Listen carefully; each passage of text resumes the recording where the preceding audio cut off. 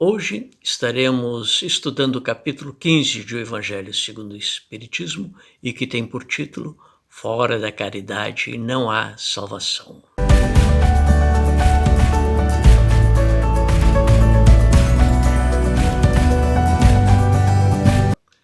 Estamos falando neste canal sobre o patrocínio da AETA, Associação Espírita Teresa d'Ávila de Porto Alegre.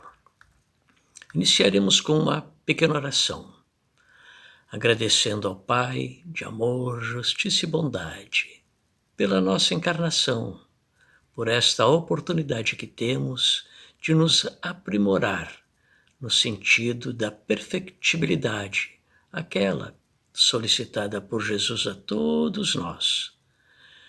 Então, Pai, aqui estamos, mais uma vez, exorando as Tuas bênçãos, exorando as bênçãos de Jesus para todos aqueles que estão nos assistindo, para os seus lares e para que possamos fazer um bom trabalho hoje. Que assim seja. Então, iniciaremos com uma questão. Qual a nossa salvação? Vamos perguntar isso e tentar responder. Primeiramente, vamos identificar o que seja salvação. Normalmente, pedimos pela salvação em ocasião de perigo à nossa integridade física. Por exemplo, num incêndio, num afogamento, num acidente. Mas nosso estudo prende-se ao atendimento do nosso corpo espiritual, nosso espírito, a nossa alma. A pessoa religiosa entende como salvação da alma o processo pelo qual o espírito é elevado aos páramos, ao alto, a libertação das dores físicas e morais, a felicidade, enfim. Emmanuel, no livro O Consolador, vai nos oferecer o conceito do que seja salvação da alma. Ele nos diz que, dentro das claridades espirituais que o Consolador, ou a doutrina dos Espíritos, vem espalhando nos bastidores religiosos e filosóficos do mundo, temos que traduzir o conceito de salvação por iluminação de si mesmo, ou autoiluminação, a caminho das mais elevadas aquisições e realizações do infinito. O Evangelho é o roteiro para a ascensão de todos os espíritos em luta para o aprendizado aqui na Terra, junto aos planos superiores do ilimitado. De sua aplicação decorre então a luz do Espírito. Podemos depreender que a iluminação da alma decorre do cumprimento das leis de Deus, as leis naturais. No Livro dos Espíritos, na questão 614, os codificadores respondem que a lei natural é a lei de Deus, é a única verdadeira para a felicidade do homem. Indica-lhe o que deve fazer ou deixar de fazer, e ele só é infeliz quando dela se afasta. Na questão 648, os codificadores respondem que, dentre as 10 leis nominadas por Kardec, a última, a lei de justiça, amor e caridade, é a mais importante, por ser a que faculta ao homem adiantar-se mais na vida espiritual, visto que resume todas as demais, todas as outras. E na questão 621, ainda do Livro dos Espíritos, Kardec pergunta aos codificadores: onde está escrita a lei de Deus? Ao que eles respondem: na consciência. Nossa consciência, o nosso tribunal, onde fica registrado as consequências do uso do nosso livre-arbítrio. Nosso espírito vibra no diapasão da consciência, registro dos efeitos positivos ou negativos de nossas ações perante a lei divina. Colhemos o que plantamos, ou o bem ou o mal. A iluminação do espírito ou a sua chaga Porém, a bondade divina nos dará outra oportunidade para nos acertarmos perante as leis. É o sistema de causa e efeito. A cada efeito houve uma causa, e a cada causa uma infração sendo corrigida pela dor. Desde há muito tempo, o homem vem procurando se acertar perante o código divino. A humanidade sempre teve a assessoria dos enviados do Cristo, os devas, os gurus, os filósofos, os profetas, aqueles anônimos também que não deixaram sua marca junto à coletividade em que atuaram. E quando Cristo achou necessário, ele mesmo veio até nós, vestido em corpo carnal, para ensinar, vivenciar e exemplificar o código divino. Deixou sua marca indelével na consciência histórica da humanidade. E o seu evangelho é a chama que ilumina os nossos espíritos. Eu sou o caminho, a verdade e a vida. Ninguém vai ao Pai senão por mim. Muito bonito isso. Não é por acaso que a palavra Yeshua, de onde deriva Jesus, em hebraico significa salvação ou salvar. Eu gosto mais de salvação. Então, é o nosso interesse iluminar a nossa alma, promover a sua salvação. Somar as qualidades necessárias para voltar ao Pai, de onde saímos simples e ignorantes para voltarmos intelectualmente sábios e moralmente sadios. Atendamos ao convite amoroso de Jesus. Vamos até o seu Evangelho. Então, o que devemos fazer para praticar ou obter a salvação ou a autoiluminação da nossa alma, do nosso espírito? Neste capítulo 15, Allan Kardec nomeia o fora da caridade não há salvação, máxima que tornou-se lema da doutrina espírita. Esta bandeira Kardec acunhou em oposição a uma publicação feita naqueles anos de 1850 a 60, em que era dito que fora da igreja não há salvação. Kardec é uma pessoa muito educada, não polemizou, mas contrapôs, substituindo o estribo, onde era o conceito, tirando igreja e colocando caridade, dizendo que fora da caridade não há salvação. Porque como acreditar na justiça divina, em que a salvação da alma está atrelada ao condicionamento da observância de certos preceitos litúrgicos, como batismo, confissão, comunhão, etc., desta religião ou de outra qualquer?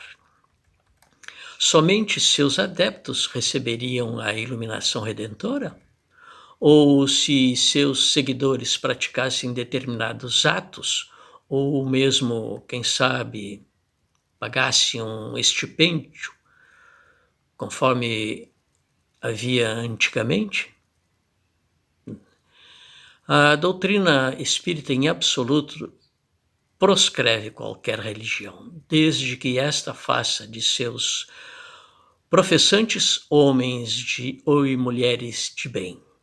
O Espiritismo busca o congraçamento com as demais religiões, pois entende que Deus é um só e que somos todos irmãos, cada um prestando adoração conforme o seu entendimento. Fora da caridade não há salvação, é a bandeira do Espiritismo. E o que devemos fazer para obter a nossa salvação? Esta também é a preocupação de um doutor da lei no tempo de Jesus, quando inquiriu ao mestre, dizendo: Mestre, que preciso fazer para possuir a vida eterna? O doutor da lei reconhecia em Jesus um mestre, pois devia conhecer seus feitos. E Jesus respondeu-lhe, devolvendo a pergunta: Que é que está escrito na lei? que é que lês nela? Porque quando os doutores da lei discutiam entre si as interpretações que deveriam fazer, perguntavam entre si: que lês nela?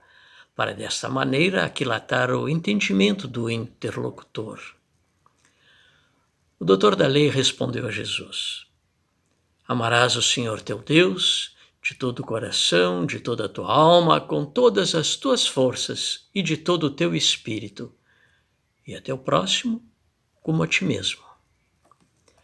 E Jesus lhe disse: respondeste muito bem, faze isso e viverás. Mas o homem, querendo parecer que era um justo, disse a Jesus: quem é o meu próximo? Vamos considerar que o doutor da lei amar a Deus de todo o coração? Era óbvio, era pacífico e irretocável, mas quanto ao próximo?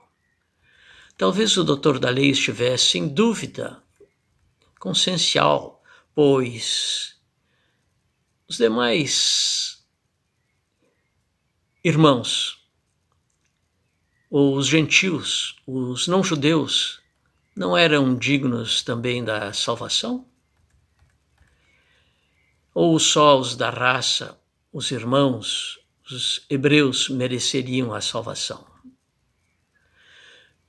Mesmo entre os israelitas havia o cisma entre judeus e samaritanos por motivos religiosos. Embora reconhecessem um único Deus, a maneira de como o serviam era diferenciada, pois os samaritanos somente admitiam o Pentateuco, que continham as leis de Moisés. Como explica Allan Kardec na introdução do Evangelho segundo o Espiritismo. Então, Jesus vai contar ao doutor da lei a parábola que a tradição denominou a parábola do bom samaritano, para ali demonstrar quem é o nosso próximo. Começa Jesus dizendo: um homem descia de Jerusalém para Jericó, caiu em poder de ladrões que o despojaram, cobriram de ferimentos e se foram, deixando-o semi-morto à beira do caminho. Jesus é o que nós chamamos esgrimista de ideias. Tudo nas suas parábolas é colocado com um propósito. Um homem, o primeiro personagem, não é identificado propositalmente. É um filho de Deus, talvez judeu, samaritano, um estrangeiro, um gentio, rico, pobre. Não podemos identificar, pois foi despojado de seus pertences e indumentárias.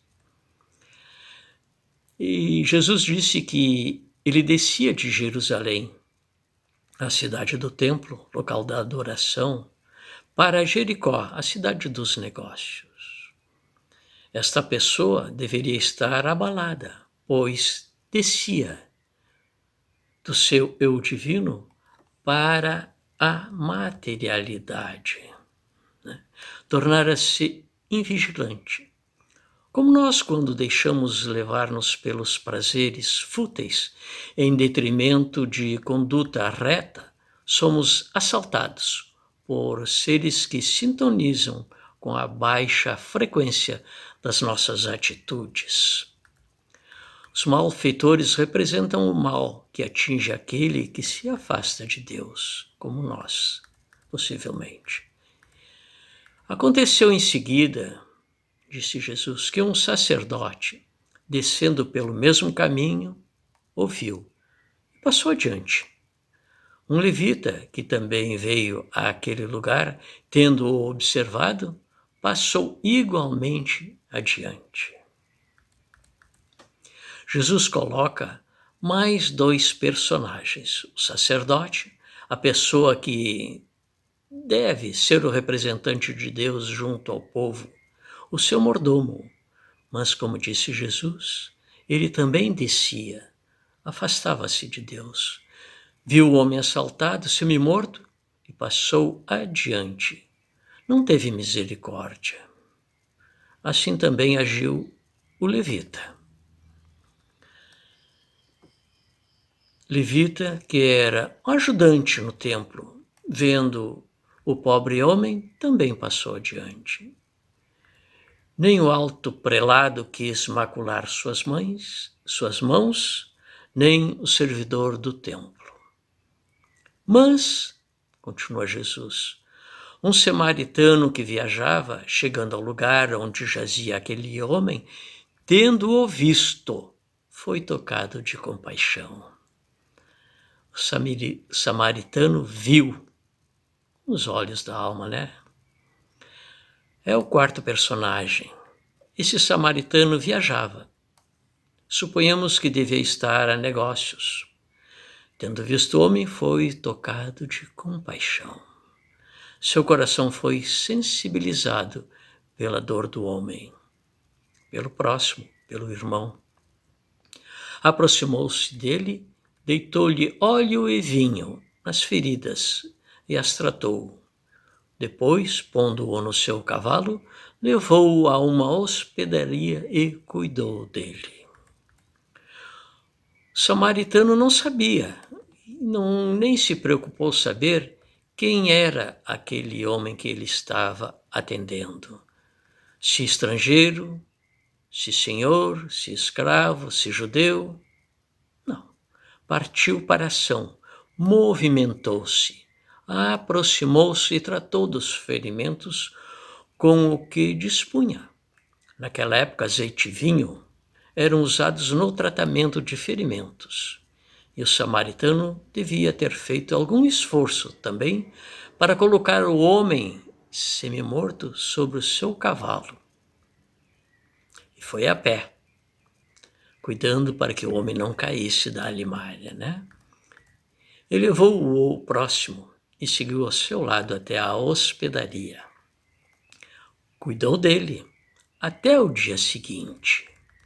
E no dia seguinte, tirou 2 denários e os deu ao hospedeiro, dizendo: trata muito bem deste homem, e tudo o que despenderes a mais, eu te pagarei quando regressar. Interessante, o samaritano não deixou o homem à margem do caminho, trouxe-o consigo, atendeu durante toda a noite e continuou a atender através do hospedeiro. E Jesus pergunta ao doutor da lei: qual destes 3 te parece ter sido próximo daquele que caiu em poder dos ladrões? E o doutor respondeu: aquele que usou de misericórdia para com ele. Ao que Jesus lhe respondeu: então vai, faz o mesmo. Aí está a resposta da pergunta do doutor da lei: o que devo fazer para possuir a vida eterna? A caridade. Caridade pura. A verdadeira caridade, como a compreende Jesus: benevolência para com todos, indulgência para com a imperfeição dos outros, perdão das ofensas.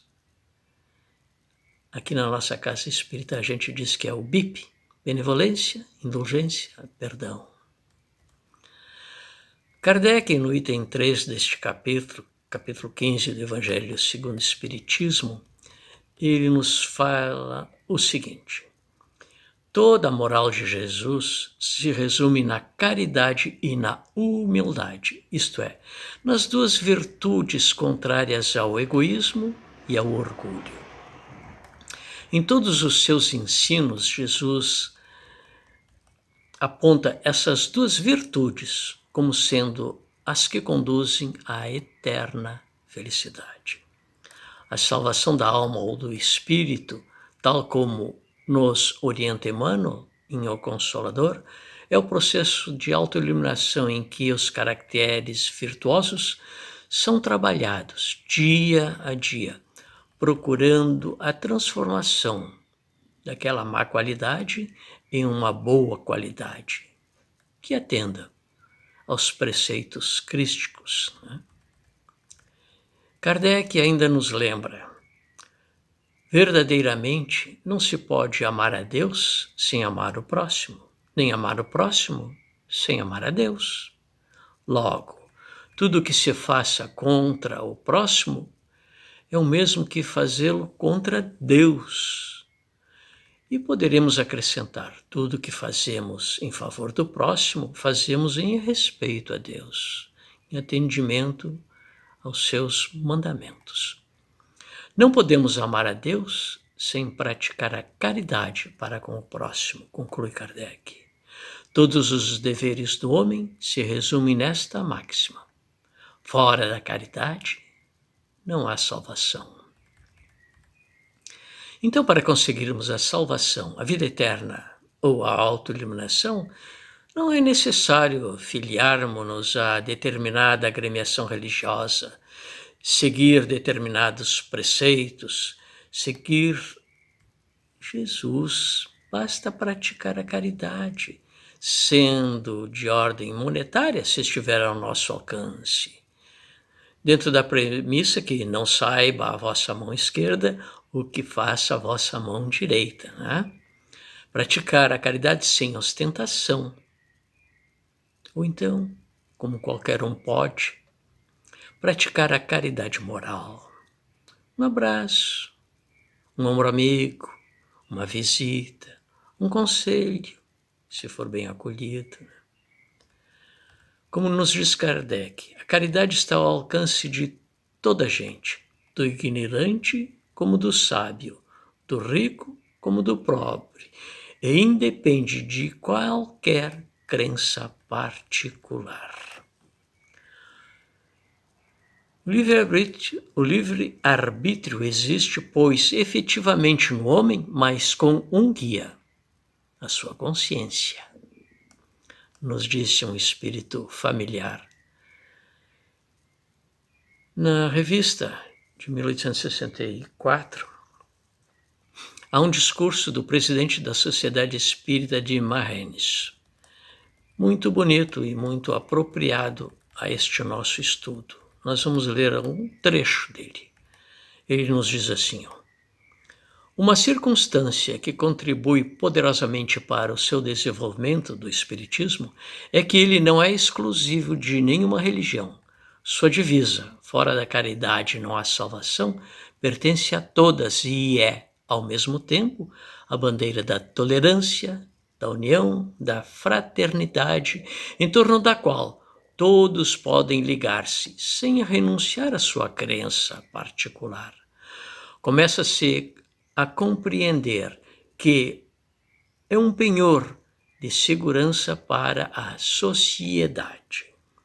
Quando todos os povos tiverem escrito em suas bandeiras, fora da caridade nossa salvação, a paz do mundo será garantida e todos os povos viverão como irmãos. Será apenas um belo sonho? Pergunta ele. Não, senhores, é a promessa feita pelo Cristo e estamos nos dias de sua realização. A palavra de ordem, fora da caridade nossa salvação, fará cair as barreiras morais. Ela fará, acima de tudo, cessar o antagonismo religioso, causa de todos os ódios e de sangrentos conflitos, porque então judeus, católicos, protestantes, muçulmanos, umbandistas, evangélicos, etc., estarão e dar-se-ão as mãos, adorando cada um à sua maneira o Deus único, Deus de misericórdia, de paz, que é o mesmo para todos. Então, irmãos, fora da caridade não há salvação. Esta é a bandeira do Espiritismo e que devemos ter também nós como bandeira para a salvação de nossa alma. Porque através da caridade, que é o amor colocado em ação, é isso que Jesus pretende de nós. Amar a Deus sobre tudo e ao nosso próximo, como gostaríamos que fôssemos amados. e como Jesus nos ama. Façamos o bem, sem olhar a quem, como o samaritano. Não necessitamos saber quem é, quem foi, rico, pobre. Não nos interessa. Está em dificuldade talvez financeira, dificuldade que podemos assistir, quem sabe, por uma moeda, ou alguma dificuldade de ordem espiritual, moral, que podemos assistir também, como falamos, através de um ombro amigo, mas muito especialmente de uma oração em sua intenção. Uma oração solicitando a ajuda também de Jesus, dos bons espíritos, para que este nosso próximo venha a comungar do Evangelho, para que, com isso, também ele tenha a sua salvação, a sua auto-iluminação. Obrigados, irmãos. Fiquem na paz de Jesus e até uma próxima ocasião.